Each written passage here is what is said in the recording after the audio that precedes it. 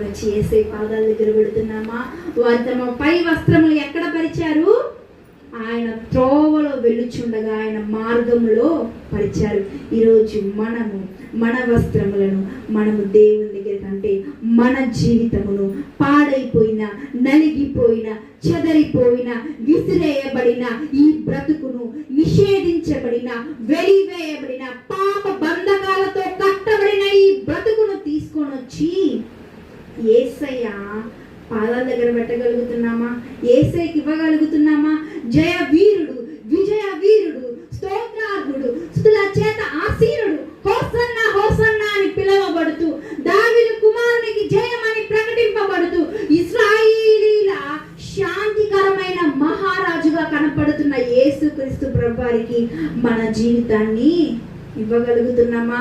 మనము రాజుకి గౌరవముగా, రాజు ఇక్కడ నిన్ను